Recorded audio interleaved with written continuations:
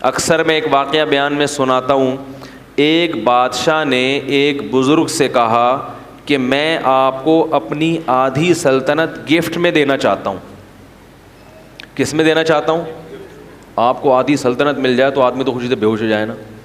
ان بزرگ نے کہا کہ میری نظر میں تیری اس سلطنت کی قیمت مچھر کے پر کے برابر بھی نہیں ہے. بھائی کیوں بھائی؟ انہوں نے کہا میرے پاس جو نعمتیں ہیں نا، جو گاڈ گفٹڈ نعمتیں جو اللہ نے مجھے بغیر کسی محنت کے دی ہیں، ان نعمتوں کی قیمت تیری اس سلطنت سے زیادہ ہے. بادشاہ بڑا حیران ہوا، یار یہ دیکھنے میں تو فقیر سا لگتا ہے، کپڑے بھی دیکھو پھٹے پرانے، اور اس کے پاس اتنی دولت اور اتنا کچھ، اس کے پاس سرمایہ پتہ نہیں کہاں چھپا کے رکھا ہوا ہے اس نے، جو میری پراپرٹی سے بھی زیادہ ہے. تو بادشاہ نے بلا لیا. بادشاہ لوگ تو بڑے لالچی ہوتے ہیں نا، بھائی کہاں رکھا ہوا ہے بھائی. تو بادشاہ نے بلا لیا. تو بادشاہ نے کہا کہ آپ شکل سے تو اتنے مالدار نہیں لگتے، لیکن آپ نے جو یہ کہا کہ آپ کے پاس اتنی قیمت کی چیزیں ہیں تو یہ کہاں ہیں؟ بزرگ کو پتا تھا ایسے سمجھاؤں گا اس کی سمجھ میں نہیں آئے گا، مثال سے بات سمجھ میں آتی ہے نا. کیا خیال ہے بھائی؟ لوگ مجھے کہتے ہیں بیان میں قرآن حدیث کم ہوتا ہے، مثالیں ادھر ادھر کی زیادہ ہوتی ہیں. قرآن حدیث ہوتا ہے، اسی کو سمجھانے کے لیے مثالیں دی جاتی ہیں. خود قرآن اور حدیث میں اللہ کے نبی نے بہت سی مثالیں دی ہیں، عام انسانوں کی مثالیں دی ہیں، مچھر کی مثالیں دی ہیں. تو مثال جس کو ایگزامپل کہتے ہیں، وہ بات کو سمجھانے کے لیے، تو اپنی بات سمجھانے کے لیے نہیں، قرآن اور سنت ہی سمجھانے کے لیے. ورنہ قرآن تو پڑھ لیں آپ، سبھی پڑھتے ہیں، اس کو ڈیفائن کرنا یہ مشکل کام ہوتا ہے کہ یہ کس طرح سے لوگوں کے دماغ میں یہ بات اتر جائے. خود نبی نے بھی بہت سی مثالیں دی ہیں، اپنی بات کو سمجھانے کے لیے نبی کیا دے رہے ہیں؟ مثالیں. حالانکہ آپ بات کہہ کے خاموشی اختیار کر لیتے، لیکن آپ کو معلوم تھا کہ میں اپنی بات سمجھانے کے لیے بھی کیا دوں گا؟ مثال دوں گا تو بات سمجھ میں آئے گی. تو اسی وجہ سے شاعر لوگ کہتے ہیں نا، مثال جو سلجھی ہوئی چیز ہے اس کو کیا کہتے ہیں؟ شاعر نے کہا نا، خوابوں کی طرح تھا نہ خیالوں کی طرح تھا، وہ شخص ریاضی کے سوالوں کی طرح تھا، الجھا ہوا ایسا کہ کبھی کھل نہیں پایا، سلجھا ہوا ایسا کہ مثالوں کی طرح تھا. یہ شاعروں کے باولے ہونے کی ایک مثال ہے. یہ جو میں نے شعر پڑھا ہے نا، یہ بیٹھ کے قلابیں ملاتے رہتے ہیں. شاعر، سارے شاعر باولے نہیں ہوتے، ذہن میں رکھیں. ایک شاعر اپنی محبوبہ کے بارے میں کہہ رہے کہ پتہ نہیں کیا ڈرامہ ہے، سمجھ میں نہیں آ رہا سمجھ میں آ ہی نہیں رہی ہے. تو کہہ رہے خوابوں کی طرح تھا نہ خیالوں کی طرح تھا، وہ شخص ریاضی کے، جیسے ریاضی کے پیچیدہ سوال ہوتے ہیں نا، اس قسم کی چیز ہے بھائی. وہ بیلنس بھی ڈال دیا ہے بھائی ٹھیک ہے، سارے خرچے بھی پورے کر دیے. تو الجھا ہوا ایسا کہ کبھی کھل نہیں پایا، ایسا الجھا ہوا کہ آپ کھول ہی نہیں سکتے اس کو. سلجھا ہوا ایسا کہ مثالوں کی طرح تھا. لیکن سمجھ میں آ رہا ہے کہ بھائی یہی ہے میرے لیے، صحیح ہے نا. جب جان چھڑانے کی بات کرو تو ایسا سلجھا ہوا کہ بھائی اس میں کیا خرابی ہے. پھر آخر میں کہتا ہے شطرنج کی الجھی ہوئی چالوں کی طرح تھا. سمجھ میں آ رہی ہے بات؟ نہیں آ رہی تو یہ زیادہ اچھا ہے. اس قسم کی باتیں سمجھ میں آئیں تو خطرناک ہے، نہ سمجھ میں آئے تو زیادہ اچھا ہے. خیر، تو مثال سے بات سمجھ میں آتی ہے. کیا کہہ رہا تھا میں؟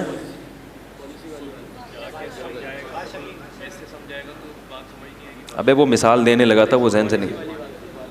ابے والد کی پالیسی تو بہت پرانی ہو گئی. بادشاہ، ہاں، تو ان بزرگ نے بادشاہ کو مثال سے سمجھایا. وہ بادشاہ بزرگ سے کہہ رہا تھا نا کہ بھائی کی کون سی چیز ہے. تو ان بزرگ نے بادشاہ سے کہا کہ بادشاہ سلامت، ایک مثال ہے، اور مثال اکثر فرضی ہوتی ہیں. ان کو لوگ کہتے ہیں فرضی قصے سنا رہا ہے، تو فرضی بھی ہوتی ہیں کہ فرض کر لو تھوڑی دیر کے لیے تو کیا ہوگا.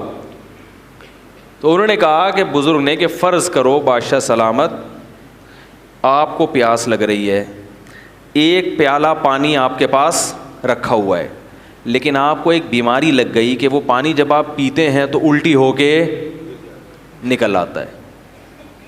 وہ پانی الٹی ہو کے، اب پوری ایڑی چوٹی کا زور لگا لیا مگر وہ پانی حلق میں گھسنے کے لیے تیار نہیں. ایسی بیماری لگ گئی. تو بادشاہ سلامت آپ کیا کرو گے؟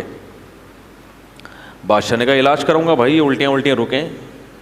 وہ کون سی گولی آج کل آ رہی ہے الٹیوں کی مشہور, وہ گرینیٹ کچھ اس طرح کا, گریوینیٹ کھاؤں گا. اس زمانے میں جو بھی گریوینیٹ ٹائپ کی چیز ہوتی تھی, بھائی الٹی روکنے کے لیے گریوینیٹ کھاؤں گا, یہ کھاؤں گا, وہ کھاؤں. اس نے کہا سب کچھ کر کے دیکھ لیا مگر فائدہ نہیں ہو رہا. بزرگ نے کہا پھر ایک حکیم آتا ہے آپ کے پاس, تو وہ حکیم کہتا ہے کہ میں آپ کا علاج گارنٹی کے ساتھ کروں گا, لیکن شرط یہ کہ مجھے اپنی آدھی سلطنت دے دو, اس کے بغیر میں آپ کا علاج نہیں کروں گا, چاہے میری گردن اڑا دو. اور علاج شرطی ہے, اگر علاج نہیں ہوا تو میری گردن اڑا دینا. بادشاہوں کا کام تو پہلے یہی ہوتا تھا, یہ ہو گیا تو گردن اڑا دو, نہیں تو سمجھ رہے ہیں. تو بادشاہ نے کہا بھائی اگر اس قسم کا حکیم آئے گا اور مجھ سے آدھی سلطنت مانگے گا, تو بزرگ نے کہا اپنی آدھی سلطنت دے دو گے؟ بادشاہ نے کہا دینی پڑے گی بھائی, کیونکہ اس سلطنت کا میں کیا کروں گا کہ پانی حلق میں, بولو نا یار, اتر ہی نہیں رہا, کیا کرنا ہے اسی سلطنت, مر جائیں گے ویسی پیاس سے, اور تڑپ تڑپ کے مریں گے. اس نے کہا چلو جی, آپ نے آدھی سلطنت اس کو دی اور اس نے کوئی ایسی دوا کھلائی, اب وہ پیالہ آپ کے حلق میں اتر گیا. اب اگلا پروسیس کیا ہے, پیشاب بن کے نکل جائے. اب وہ وہاں رک گیا, پیشاب بند ہو گیا, اب وہ پانی پیشاب بن کے نکلتا نہیں. اب کیا کرو گے؟ بادشاہ نے کہا بھائی علاج کریں گے. کیا خیال ہے, پتھری وتھری ہے کیا چکر ہے بھائی؟ تو کہا علاج کر کر کے تھک گئے مگر وہ پیشاب نہیں نکل رہا, تو کیا کرو گے؟ وہی حکیم آیا اور کہنے لگا کہ آدھی بقیہ بھی دو گے تو کیا کروں گا, دوا کھلاؤں گا اور یہ پیشاب نکل جائے گا. بادشاہ نے کہا بھائی کیا کرتا, پیشاب سے تو مر جائے گا نا تکلیف سے انسان, یہ عذاب سے مرنے سے بہتر ہے کہ غریب ہو کے زندہ رہ لے آدمی. بادشاہ نے کہا اپنی آدھی سلطنت بھی اس کو دے دوں گا. بزرگ نے کہا یہ ہے تیری سلطنت کی اوقات, ایک پیالہ پانی اور ایک پیالہ پیشاب, اس کے برابر ہے تیری سلطنت. میرا رب مجھے روزانہ درجنوں گلاس پانی پلاتا ہے فری میں, اور پیشاب بنا کے نکال دیتا ہے فری میں. میرے رب نے مجھے جو نعمتیں دی ہیں وہ تیری سلطنت سے کئی گنا زیادہ قیمتی ہیں, لہذا میں تیری سلطنت پہ رال ٹپکا کے اپنے رب کو ناراض نہیں کر سکتا. کاش یہ بات ہماری سمجھ میں آ جائے, کاش سمجھ میں آ جائے. ہر آدمی رو رہا ہے, ہائے یہ ہو گیا, ہائے غربت, ہائے مہنگائی, ہائے یہ ہو گیا, ہائے یہ ہو گیا. ہم نے پریشانیاں دیکھی نہیں ہیں, سمجھ میں آ رہی ہے بات؟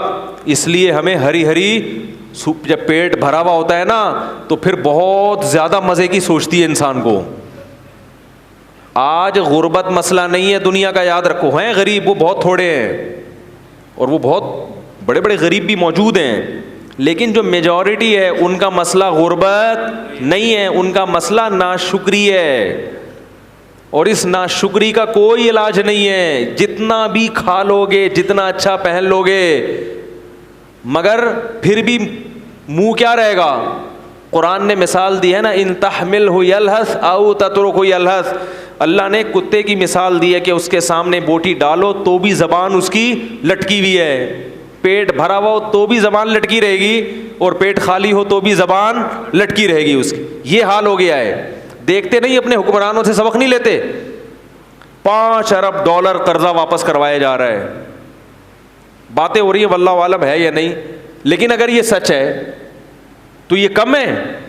5 ارب ڈالر یعنی سوچنے میں آتا ہی نہیں ہے کہ کتنا ہوگا. ارے 1 ارب پتہ ہے کتنا ہوتا ہے؟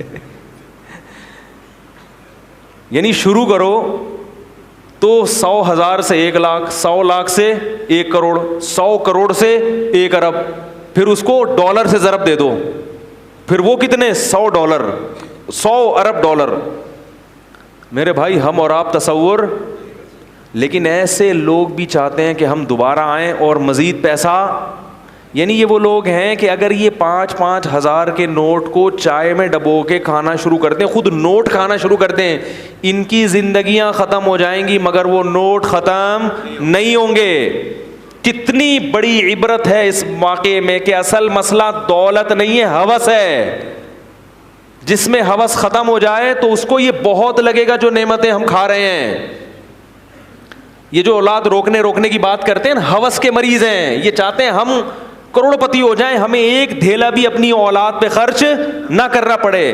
اور جس کو سمجھ میں آ گیا کہ رازق اللہ ہے اور جو رزق ہمیں مل رہا ہے بہت ہے، وہ میرے بھائی درجن بچوں پر بھی پریشان، بولو بھائی، نہیں ہوگا. وہ نہیں ہوگا پریشان، وہ اس پہ بھی خوش ہوگا. تو یہ جو ہماری باتیں ہیں نا، یہ جب سمجھ میں آئیں گی جب دنیا کو کیا سمجھیں گے، مسافر خانہ، اور اللہ کی نعمتوں کی قدر کریں گے. یہ دماغ میں بٹھا لیں کہ ہم میں سے ہر شخص کو اللہ نے بہت سے بھی زیادہ دیا ہے.